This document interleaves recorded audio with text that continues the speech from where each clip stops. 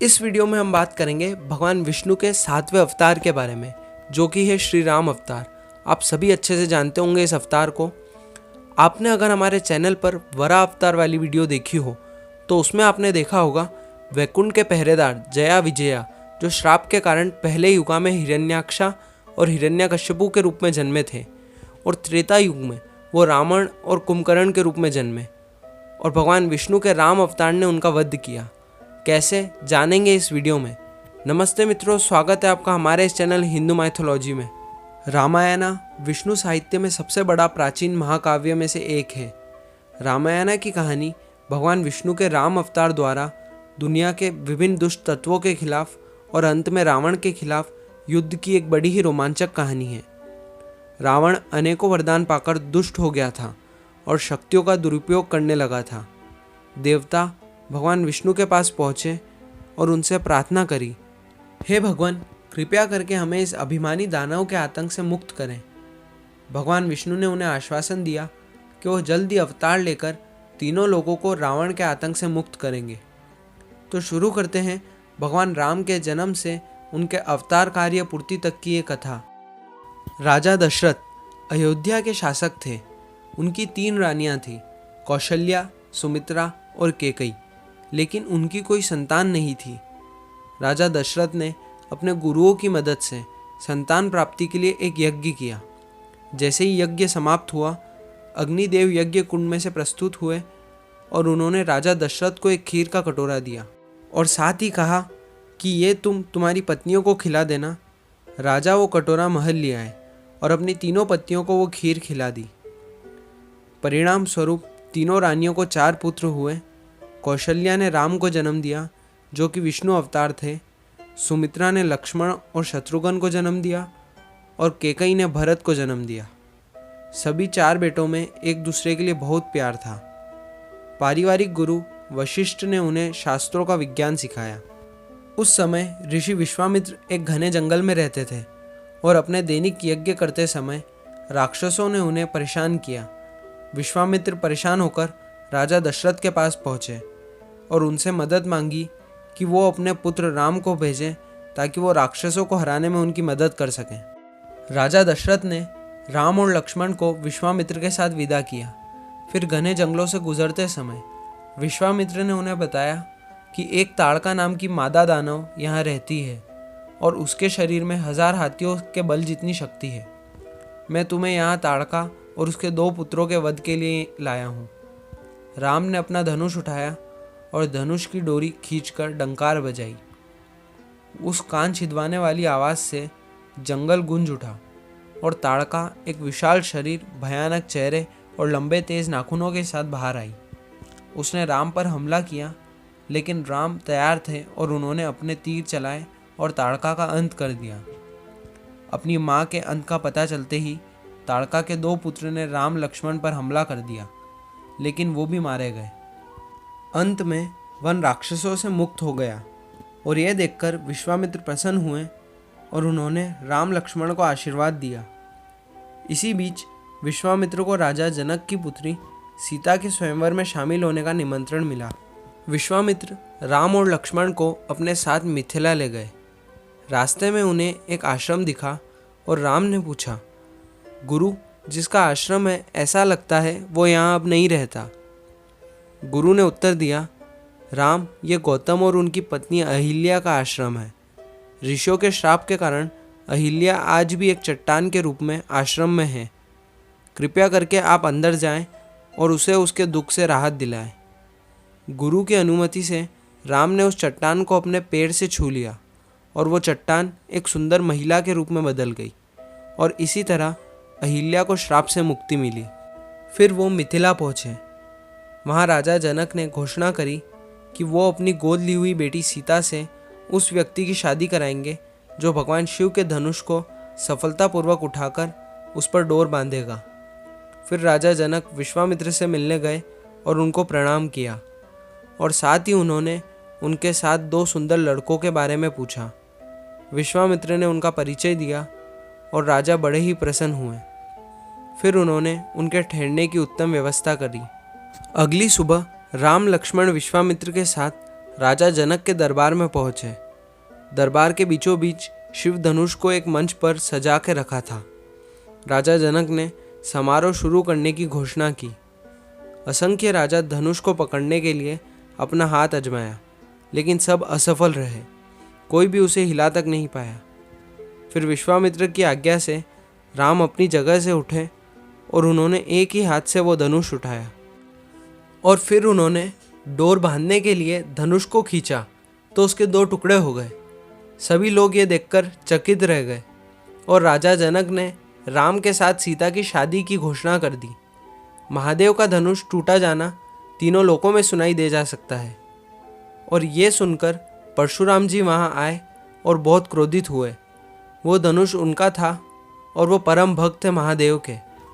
लेकिन राम से वार्ता करने के बाद वो समझ गए कि राम विष्णु के अवतार है और फिर वहाँ से चले गए। राजा जनक प्रसन्न थे और अयोध्या से सभी लोग इस दिव्य उत्सव में शामिल हुए। और उसी मंडप में लक्ष्मण का विवाह उर्मिला से, भरत का मांडवी से और शत्रुघ्न का विवाह शत्रुकीर्ति से हो गया। राजा दशरथ अपनी 3 पत्नियों, 4 बेटे और उनकी पत्नियों के साथ खुशी खुशी अपने राज्य में लौट गए। राजा दशरथ ने राम के राज्य अभिषेक की घोषणा करी। ये सुनकर राज्य के सभी लोग बहुत उत्साहित हुए। लेकिन केकई की नौकरानी मंथरा को यह सुनकर खुशी नहीं हुई और उसने केकई के कान भरे। केकई बहुत ही प्यार करने वाली माँ थी और वो स्वयं के पुत्र भरत से भी ज़्यादा राम से प्यार करती थी। लेकिन उनकी नौकरानी मंथरा ने उन्हें गुमराह किया कि राम अगर राजा बन गया तो आपका बेटा भरत उसके अधीन हो जाएगा। और फिर केकई के मन में भी एक ख्याल आने लगे। तो फिर केकई ने दशरथ से उसके वरदान मांगे जो उन्हें पूर्व युद्ध के समय राजा दशरथ की जान बचाने हेतु राजा दशरथ ने उन्हें दिए थे। केकई ने मांगा कि भरत का राज्य अभिषेक हो और राम को 14 वर्ष का वनवास। दशरथ चौंक गए और उनकी आंखें तरल हो गई। लेकिन वो उनके धर्म से बंधे हुए थे और उन्हें वचन के कारण ना चाहते हुए भी ये वरदान देना पड़ा। राम ने बिना कुछ कहे स्वीकार किया और सीता और लक्ष्मण वो नहीं माने और वो भी श्री राम के साथ वन में गए। अयोध्या के लोगों ने उन्हें अपनी आंखों में आंसुओं के साथ विदा किया। फिर वे चलते चलते जल्द ही पास ही के गांव श्रृंगबरपुर में प्रवेश कर गए और वहां निषाद राज जो कि भीलों के राजा थे, उन्होंने राम, सीता और लक्ष्मण का स्वागत किया और वहीं रात गुजारी। जब राजा दशरथ को यह पता चला कि अब राम 14 वर्ष बाद ही लौटेंगे तो उनसे यह सदमा सहन नहीं हुआ और राजा दशरथ की मृत्यु हो गई। फिर राम, सीता और लक्ष्मण अगले दिन गंगा नदी के तट की ओर चले और केवट ने उन सभी को अपनी नाव में गंगा नदी पार करवाई। और फिर वो घने जंगलों की ओर बढ़े और अपनी यात्रा के दौरान वो ऋषि भरद्वाज और महर्षि वाल्मीकि जैसे कई महान ऋषियों से मिले। अंत में उन्होंने मंदाकिनी नदी के पास चित्रकूट में एक छोटी सी झोपड़ी बनाई और वहाँ निवास करने लगे। इसी बीच अयोध्या से भरत, गुरु वशिष्ठ और तीनों माताएं राम से मिलने आए और साथ ही ये सोचकर आए कि वो उन्हें साथ ले जाएंगे। लेकिन राम नहीं माने और साथ ही भरत ने उनसे कहा, मैं अयोध्या पर शासन नहीं करूँगा और आपकी लकड़ी की चप्पल को सिंहासन पर रखूँगा और उसके नाम पर राज्य का प्रबंधन करूँगा। फिर समय गुजरा और 13वें वर्ष में राम, सीता और लक्ष्मण दंडवन में पंचवती नामक स्थान पर झोपड़ी बना के रहने लगे, क्योंकि वहाँ से वो राक्षसों का अंत कर सकते थे और वो सीमा लंका नरेश रावण द्वारा शासित था। एक दिन शूर्पणखा, एक मादा राक्षस, ने राम लक्ष्मण को देखा और उनमें से एक से शादी करने का फैसला किया। उसने सुंदर स्त्री का रूप धारण किया और राम लक्ष्मण के पास पहुंची। उन्होंने मना करा और कहा कि वे शादीशुदा है। शूर्पणखा को अपमानित महसूस हुआ और वो उसके वास्तविक रूप में आ गई और सीता पर हमला करने लगी। तो लक्ष्मण ने अपनी तलवार से शूर्पणखा की नाक और कान दोनों काट दिए। वो भयभीत हो गई और रावण के दरबार में पहुंची और पूरी घटना सुनाई। रावण ने प्रतिशोध लेने का तय किया। फिर एक दिन सीता ने जंगल में एक सुंदर सुनहरे हिरण को देखा जिसने उन्हें मंत्रमुग्ध कर दिया। सीता ने वो राम को दिखाया और साथ ही उसे पकड़ के लाने के लिए कहा। राम उसे पकड़ने के लिए निकले और उस मायावी हिरन ने वो उन्हें जंगल में ले गया। फिर राम ने तीर चलाया और वो हिरन मरने से पहले चिल्लाया, हे सीता, हे लक्ष्मण, ताकि लक्ष्मण और सीता को लगे कि राम मुसीबत में है, और जल्दी उसकी मृत्यु हो गई और वो अपने राक्षस रूप में आ गया। फिर वो आवाज़ सुनकर सीता ने लक्ष्मण से कहा, जाओ श्री राम की सहायता करो, वो खतरे में हैं। लेकिन लक्ष्मण नहीं माने और कहा, यह छल है। लेकिन सीता नहीं मानी, तो लक्ष्मण ने जाते समय आश्रम के चारों ओर लक्ष्मण रेखा बना दी, जिसके कारण कोई भी दुष्ट शक्ति अंदर ना आ सके और ना ही सीता को नुकसान पहुंचा सके। फिर लक्ष्मण राम को ढूंढने निकले। तभी रावण ने एक ऋषि का रूप धारण किया और झोपड़ी के सामने भिक्षा मांगने लगे। सीता ने रेखा के इस पार से भिक्षा देने का प्रयास किया, लेकिन रावण नहीं माना और कहा, तुम रेखा के इस पार आकर भिक्षा दो, नहीं तो मैं यहाँ से चला जाऊँगा। और सीता भिक्षा देने रेखा के इस पार आई और रावण ने उसका असली रूप धारण किया और सीता का अपहरण कर लिया और वो अपने पुष्पक विमान में अपने राज्य लंका की ओर निकल पड़ा। रास्ते में जटायु माता सीता को रावण से मुक्त करने का प्रयास करने लगा, लेकिन वो भी चोट खाकर जमीन पर गिर पड़ा। राम लक्ष्मण जब वापस लौटे तो उन्होंने पाया कि सीता गायब है और उन्होंने माँ सीता की खोज शुरू कर दी। श्री राम की आंखें तरल थीं। खोज करते समय राम लक्ष्मण को घायल रूप में जटायु मिले और उन्होंने राम को सब बताया और कहा कि वो दक्षिण दिशा की ओर गए हैं, और ये कहकर उसकी मृत्यु हो गई। फिर राम लक्ष्मण ने उनका अंतिम संस्कार किया और दक्षिण की ओर चल पड़े। वो पंपा सरोवर के एक सुंदर स्थान पर पहुँचे। वहाँ वे एक स्नेही भील महिला शबरी से मिले। राम को देखकर शबरी दौड़कर उनके पास आई और उनके चरण में गिर पड़ी। ऐसा माना जाता है कि शबरी कई वर्षों से श्री राम की प्रतीक्षा कर रही थी। फिर वहाँ से श्री राम लक्ष्मण ऋषिमुख पर्वत पर पहुँचे। यहाँ वो बंदरराज सुग्रीव और हनुमान से मिले। वहाँ श्री राम ने उन्हें सब बताया और सुग्रीव ने उनकी मदद की और वो जल्दी राम भक्त बन गए। श्री राम ने पूछताछ करी और उनसे पूछा कि वो इस पर्वत पर क्यों छुपे हुए हैं। सुग्रीव ने बताया कि वो उनके भाई के कारण यहाँ हैं। उनके भाई बाली ने किष्किंधा नगरी से उन्हें निकाल दिया और आए दिन वो सैनिक भेजते हैं उनकी मृत्यु के लिए। श्री राम ने उनकी सहायता करने का निश्चित किया। श्री राम के कहने पर जब सुग्रीव और बाली का युद्ध हुआ, तब श्री राम ने तीर से बाली का वध कर दिया। बाली ने मरते समय श्री राम से पूछा, आपने मुझे एक शिकारी की तरह क्यों मारा? भगवान राम ने उन्हें उनके पाप से अवगत कराया और उन्हें 4 पुरुषार्थों धर्म, अर्थ, काम और मानव जीवन के 4 पहेलियों की खोज के बारे में समझाया और उन्हें मोक्ष प्रदान करा। और यह सुनकर बाली राज को शांति मिली। फिर श्री राम ने सुग्रीव को किष्किंधा नगरी का राजा बना दिया। फिर सारे वानरों की फौज ने माता सीता को ढूंढना शुरू किया, लेकिन उनका कोई पता नहीं था। सारी दिशाओं में खोजा गया, लेकिन कोई समाचार नहीं मिला। फिर श्री राम ने हनुमान को अपनी अंगूठी दी और हनुमान को कहा, ये सीता को देना, वो समझ जाएगी कि आप मेरे दूत हैं। हनुमान जी निकले, लेकिन वो भी नहीं ढूंढ पा रहे थे माता सीता को। फिर वो समुद्र के किनारे पहुँचे। वहाँ उन्हें संपत्ति नामक गिद्ध मिला, जिसने उन्हें बताया कि इस सागर के पार अशोक वाटिका में माता सीता को बंदी बनाया गया है और यह राक्षस रावण का राज्य है। फिर हनुमान जी को उनके साथी द्वारा उनकी छिपी हुई शक्तियों का पता चला और वो आकार में बड़े हो गए और उन्होंने ऊंची छलांग लगाई और समुद्र के ऊपर उड़ने लगे। फिर रास्ते में उनकी भेंट नाग माता सुनसा से हुई और हनुमान जी उन्हें हराकर आगे चले। फिर एक दानव ने उनकी परछाई पकड़ ली।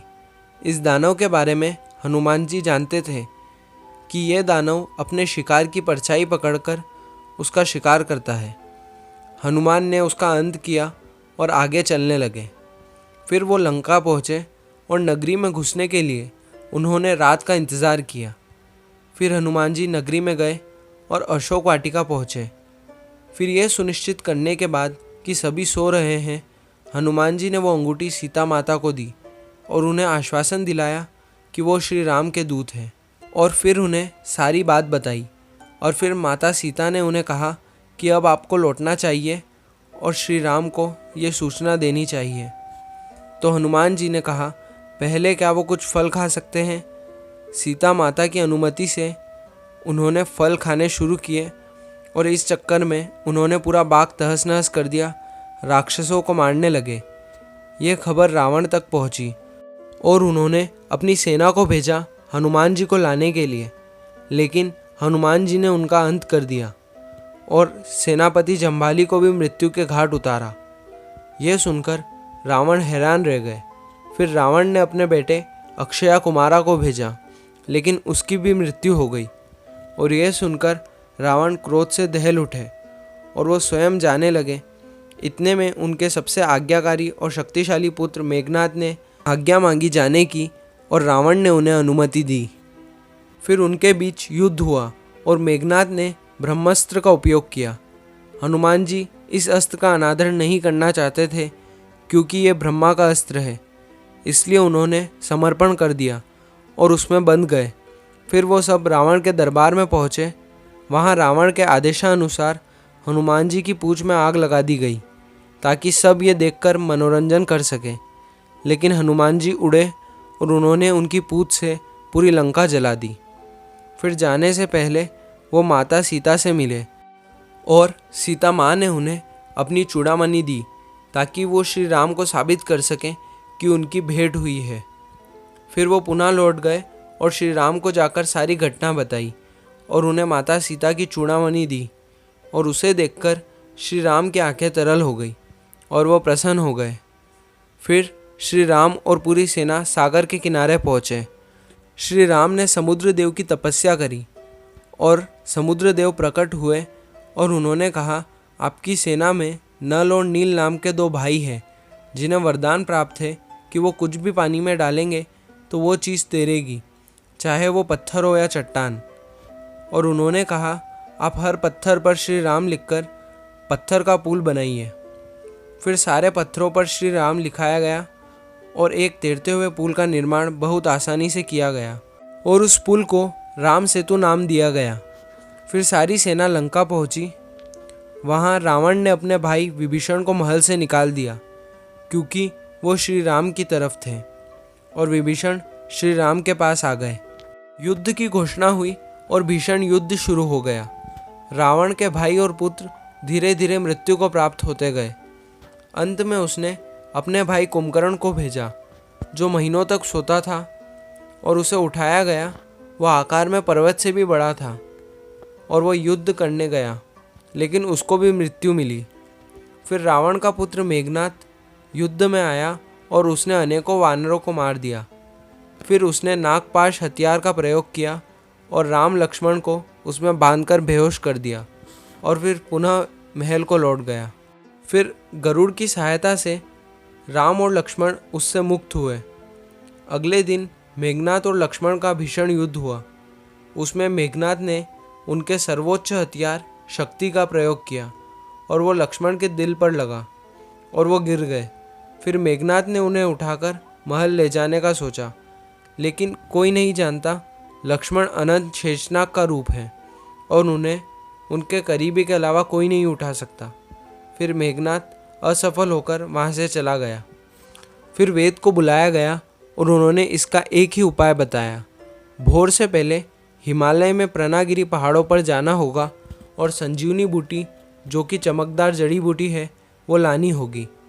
हनुमान जी गए, लेकिन वहाँ सारी जड़ी बूटियाँ चमकदार थी, तो वो पहचान नहीं पाए और वो पूरा पर्वत उठा के लंका ले आए। और फिर जल्दी राजवेद्य सुसेना ने वो जड़ी बूटी उन पहाड़ों पे से लाई और लक्ष्मण को उसे पिलाकर उन्हें पुनः जीवित कर दिया। फिर अगले दिन लक्ष्मण और मेघनाद का पुनः युद्ध हुआ और इस बार लक्ष्मण ने मेघनाद का वध कर दिया। और यह खबर सुनकर रावण क्रोध से तिलमिला उठे और अपने सारे हथियार लेकर युद्ध में आ गए। फिर राम और रावण के बीच बहुत ही भीषण युद्ध हुआ। रावण ने उसकी मायावी शक्तियों का प्रयोग किया राम ने कई बार उनके तीरों से रावण की गर्दन धड़ से अलग कर दी, लेकिन उसके अनेकों सिर थे, उसे वरदान प्राप्त था। फिर अंधेरा होने को आया तो विभीषण को मालूम था रावण की शक्तियाँ रात में और ज़्यादा बढ़ जाएगी। तो उन्होंने श्री राम को कहा, रावण ने देवों से अमृत प्राप्त किया था और वो उसके पेट में जमा कर रखा है, इसलिए उसके शरीर का हिस्सा जो भी बार बार कटेगा वो पुनः वापस आ जाएगा। फिर राम ने यह जानकर शक्तिशाली आकाशीय अस्त्र ब्रह्मास्त्र का प्रयोग किया और रावण के पेट पर मारकर अमृत नष्ट कर दिया और रावण का अंत कर दिया। फिर श्री राम ने विभीषण को लंका का राजा बनाया और साथ ही माँ सीता को पुनः वापस लाए। और श्री राम ने माँ सीता को अपनी पवित्रता साबित करने को कहा और माँ सीता ने अग्नि परीक्षा दी और अपनी पवित्रता साबित करी। और फिर श्री राम ने बताया कि उन्होंने किस प्रकार सीता का अपहरण होने से पहले ही सीता को अग्निदेव के साथ भेजा था और जो अपहरण हुई थी वो सिर्फ सीता की छाया थी। फिर 14 वर्ष के पश्चात राम, लक्ष्मण और सीता अयोध्या लौटे और फिर उन्हें देखकर सभी अत्यंत प्रसन्न हुए। और फिर श्री राम का राज्याभिषेक हुआ और वह अयोध्या के शासक बने। जय श्री राम। अगर आपको ये वीडियो पसंद आई हो तो इसे लाइक करें और हमारे चैनल को सब्सक्राइब करें और अब हमें आज्ञा दें। मिलते हैं अगली वीडियो में।